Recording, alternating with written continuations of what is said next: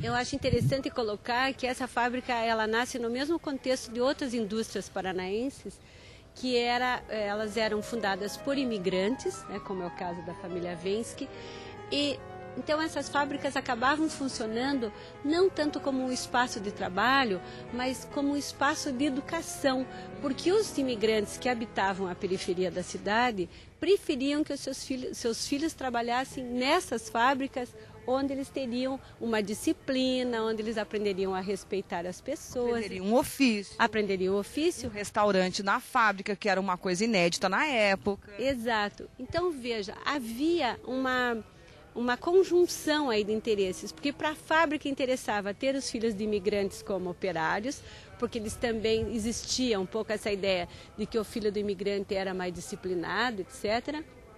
E para esses pais também era interessante deixar os filhos aqui. Haja vista que o salário muitas vezes era entregue em envelope fechado para os pais. Para os pais, olha. Não para os operários. Então, esse hábito, ele funcionou muito bem, quer dizer, eles puderam praticar isso até mais ou menos os anos 60, que é o período que eu encerro o meu estudo. Porque a partir dos anos 60, nós podemos dizer que Curitiba entra numa industrialização de fato, mais pesada. Quando começou ali a cidade industrial, foi no início da década de Exatamente. 70, no caso, né? Agora veja, a partir dos anos 60, aquela mão de obra que anteriormente vinha para a fábrica e permanecia aqui dos 14 aos 24, que era a idade média que as moças se casavam, nesse momento elas passam a ter acesso à escolaridade e não vão mais ser operárias. Então também muda o perfil do operário. Então você tem uma série de questões aí. Muda o perfil do operariado, você tem um não investimento na racionalização, que a fábrica até investiu nos anos 50, que foi o auge da sua produção, mas depois, como a Regina lembrou, as fitas já não vão fazer mais tanto sucesso. O laço na cabeça tem perde espaço para outras modernidades. Exatamente, tem uma decadência. Em função disso, a empresa investe na industrialização de bandeiras, mas a partir dos anos 70, como todas as famílias de imigrantes, a própria questão familiar de quem vai dar continuidade ao gerenciamento da empresa e a necessidade de investimentos e tudo mais, faz com que não só a Vensky, mas que outras indústrias também nesse momento acabem fechando suas portas. A gente está aqui fora, nós já demos uma olhada assim em geral, estamos conversando bem no centro aqui do pátio da fábrica, mas tem muita coisa aí para dentro, né, Regina? A gente vai entrar num lugar agora onde existia a fábrica, que hoje já deve estar diferente. Eu quero ver a reação da Regina. Esse é um mergulho no passado, na sua vida. Isso aqui é entrar na fábrica, na linha do tempo. Na linha do tempo. Ré. Agora, você tinha quantos anos ainda que você lembra de vir aqui na fábrica, com que idade? Eu a partir dos meus... que eu tenho a memória, a partir dos 6, 7 anos, eu me lembro perfeitamente. No período de férias eu vinha trabalhar, entre aspas. Você chegou a fazer fita? Me fala aí. Não fazia fita. Você usava as fitas, né? Eu usava as fitas. Eu gostava muito de trabalhar no setor de flâmulas. Eu grampeava as bandeirinhas nos pauzinhos. Olha. Eu vinha trabalhar. Então vamos conhecer onde é que era esse espaço da fábrica aqui. Vamos lá, gente.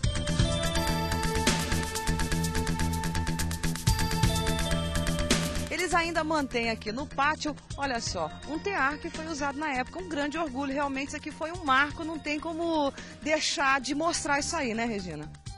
Com certeza. Esse era um exemplar de um tear, né? De início eles eram importados e a parte de madeira feita na marcenaria. A marcenaria ficava logo aqui em frente. Bem aqui do lado, quer dizer que... Exatamente. E esse tear, ele está aqui meio... Aqui está uma amostragem dos fios ainda. Vamos chegar aqui, vamos conhecer. Olha que interessante, né? Porque preservaram mesmo, né? Tá aí nessa caixa de vidro.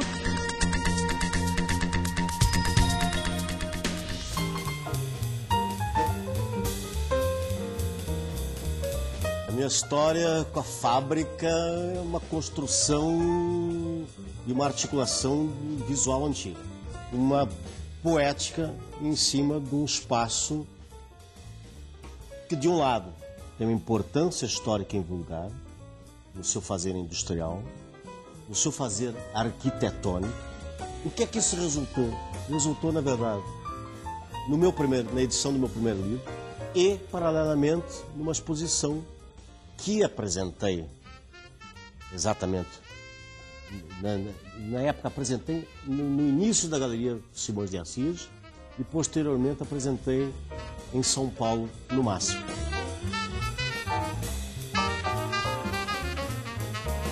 Estava realmente iniciando a minha carreira solo, como fotógrafo autoral, como fotógrafo documental, e quando inaugurou a mostra no MASP tinha meia dúzia de pessoas, muito pouca gente mesmo.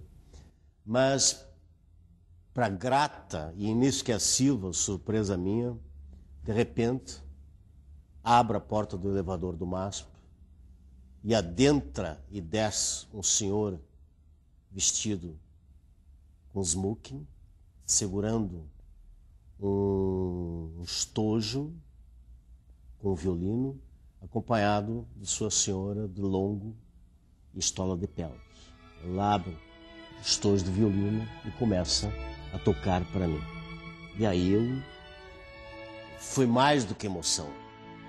Foi mais do que uma fita e uma passagem no tempo. Foi, na verdade, um hino e uma grande bandeira que se ergueu ao meu mais íntimo e mais profundo das minhas emoções. Quem era esse casal? Era o último diretor da Vensky, o seu Guido Vensky, com sua esposa.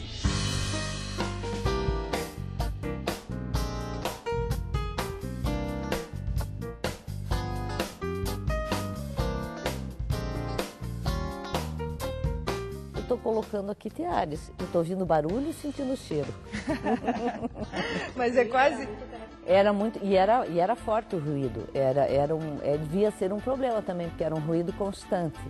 Era um ruído constante.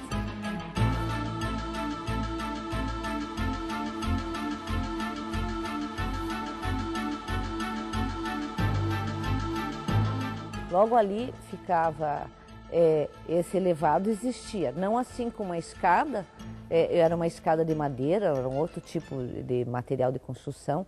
Existia uma parte onde ficava um dos administradores, na época o meu tio, e a gente quando estuda história, a gente sabe que em um determinado período da história existia o controle, de alguma forma, do trabalho, era feito por um olhar fiscalizador do dono. E isso ocorria ali. Quer dizer, essa tipo parte mais alta, assim, onde ele tinha uma visão mais ou menos geral do que estava acontecendo. Então é interessante notar aqui essa arquitetura fabril, que essa é uma das poucas fábricas em Curitiba que ainda mantém, né, originalmente essa estrutura com luz zenital, ou seja, ainda que eles tivessem a luz elétrica, mas eles contavam muito com a ajuda da luz solar. E é interessante que a gente está tendo uma luminosidade super boa aqui, as luzes estão apagadas, né? Essa é a luminosidade que vem dali mesmo, natural. Exato. Não tem pessoa que não lembre, porque você tem a lembrança, o lugar de memória, que é esse edifício. Então as pessoas passam por aqui, sabem que é a fábrica de fitas, né? Ela é conhecida muito mais como fábrica de fitas do que como fábrica Vensky. É a fábrica que fica perto da Praça do Avião, né? Então essa referência está muito presente na memória da população curitibana. Para mim foi tudo, porque ali é que eu sustentei a minha casa, porque eu já não tinha pai. Depois meus irmãos casaram, sustentei a minha casa com a minha mãe.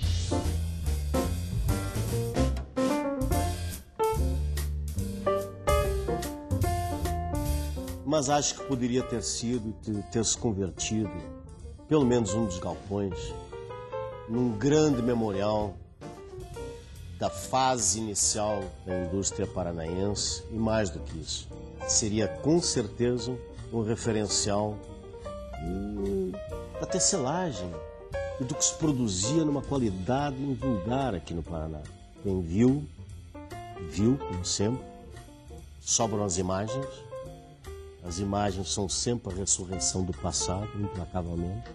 São mais de 2.000 imagens que eu tenho aqui, que contam história da Vensk, na sua letargia.